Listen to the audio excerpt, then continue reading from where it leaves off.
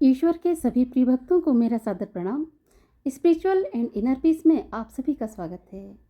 आज हम पुरुषोत्तम मास के अध्याय 3 का अध्ययन करेंगे। आइए हम ईश्वर को प्रणाम करते हैं, भगवान पुरुषोत्तम को प्रणाम करते हैं और इसे आरंभ करते हैं। नेमी शरण में बैठे ऋषियों ने सूत जी से विनम्रता पूर्वक कहा, हे महाभाग, भगवान नारायण ने नारद जी से जो शुभ और रहस्यमय वचन कहे उन्हें हमें विस्तार से सुनाइए। सूत जी बोले, हे श्रेष्ठ ब्राह्मणों, मैं वही कथा सुनाता हूँ जैसी मैंने सुनी है, ध्यान पूर्वक सुनिए। भगवान नारायण बोले, हे नारद, पहले एक पुरातन प्रसंग सुनो जो स्वयं श्री कृष्ण ने धर्मराज युधिष्ठिर से कहा था। एक समय की बात है, द्वैत क्रीड़ा में छल पूर्वक हार कर युधिष्ठिर और उनके भाई पांडव अपना राज्य खो बैठे। सबके सामने द्रौपदी का अपमान हुआ।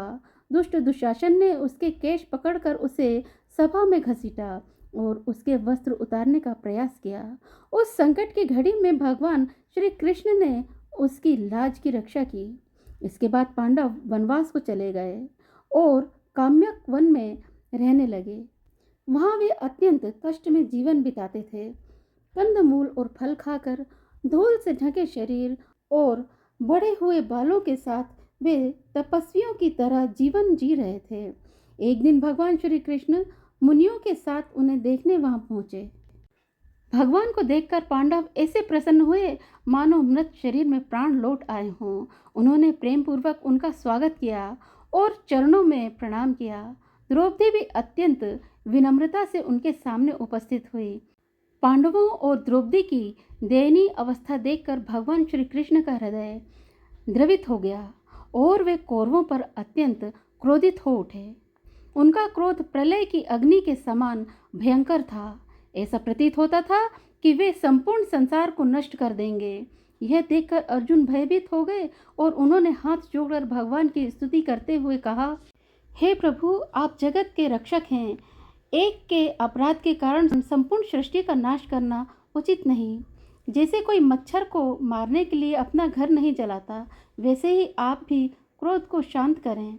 अर्जुन के विनम्र वचनों को सुनकर भगवान श्री कृष्ण शांत हो गए। उनका क्रोध शांत होते ही पांडवों ने राहत की सांस ली और प्रेम पूर्वक उनकी सेवा की।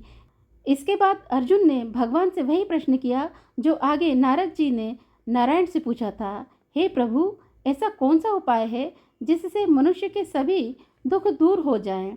भगवान श्री कृष्ण ने कहा, हे अर्जुन, यह अत्यंत गुप्त और दुर्लभ रहस्य है जिसे ऋषि मुनि भी आसानी से नहीं जानते। फिर भी तुम्हारे प्रेम और भक्ति के कारण मैं तुम्हें बताता हूँ। फिर उन्होंने एक अद्भुत कथा सुनाई।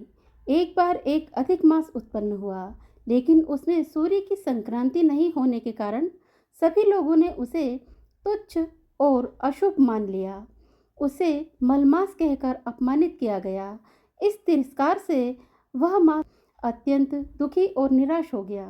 अंततः वह भगवान विष्णु की शरण में बैकुंठ पहुंचा। वहां भगवान को दिव्य सिंहासन पर विराजमान देखकर उसने अश्रुपूर्ण नेत्रों से साष्टांग प्रणाम किया और अपने दुख को कहा और विनती की। इतना कहकर बद्रीनाथ थोड़ी देर के लिए मौन हो गए। तब नारद जी ने उत्सुक होकर पूछा, हे प्रभु, उस अधिक मास ने भगवान के सामने क्या कहा? तृतीय अध्याय समाप्त। इसके आगे हम चतुर्थ अध्याय इसके अगले वीडियो में सुनेंगे। तब तक के लिए आप सभी को हमारा हृदय से कोटि कोटि प्रणाम।